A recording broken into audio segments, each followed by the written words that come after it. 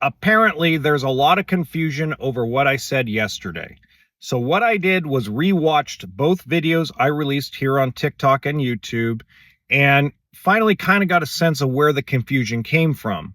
Because the reality is I try to keep these videos under 6 minutes, and I try not to like ramble on. It's more like me just giving my thoughts of the process of healing and no contact and the process of rebuilding life after 40.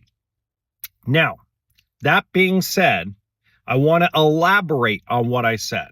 So what I said yesterday was there was a conversation. I'm going to give you the real short version. I had a conversation with a friend of mine, really good friend of mine. He's turned 50. And he basically said to me that he had a choice. He could either pursue the woman he loved or be with the woman that loved him. And it made me realize that as we get older, it's harder to have both. And let me elaborate on that, okay? Because a lot of you said, well, I'd rather just stay single at that point. I understand that because there's no context or elaboration on that. So let me elaborate on that a little bit, okay? As human beings, because of social media, and this really affected my generation, affected Generation X, which is me, and affected the early millennials, okay? Social media has created a delusional human race over the grass is greener on the other side. Okay. And it's because we just have more access to people, right? It's both a really wonderful thing because we can talk with people all over the world. We can, have and see things that we weren't able to see in the 1990s and early 2000s, even though I miss those decades. But it also created a problem where a man thinks that he can go and grab a Cardi B anytime he wants.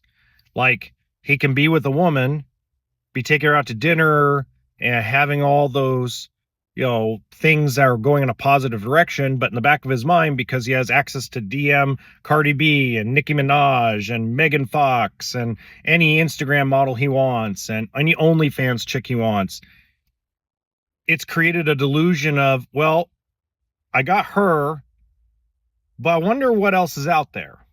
And then vice versa, it's happened to women. And women think, oh, look at all these men reaching out to me. Oh, maybe my husband isn't that great of a guy. Maybe my boyfriend isn't that great of a guy. I mean, he treats me well and everything's great, but there's got to be better out there. And that's what social media has kind of created in the human race. Okay.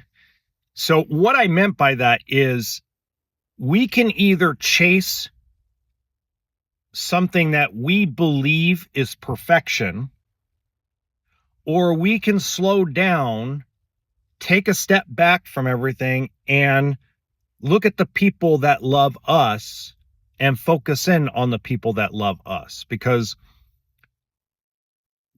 we as human beings, okay, and this is going to sound really rude, but it's not meant to be rude, but we as human beings can not have everything we want.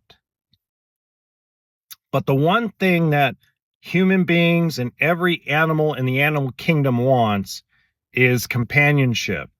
Look at lions, look at whales, look at all the mammals in the world. We couple up, right? And sometimes that companionship makes our life better. Okay. One reason why I'm in no contact is because I could have kept chasing and chasing and chasing and chasing and chasing. I could have kept chasing this perfection in my mind, but it would have got me nowhere. And I've got to learn to step back and look at the people that do love me, friends, family members, people that are interested in wanting to be with me and be with me on a daily basis, people that actually want to be there. And if I look at it from that perspective, then if someone shows me love, I have to be healed enough to understand and be able to receive that love.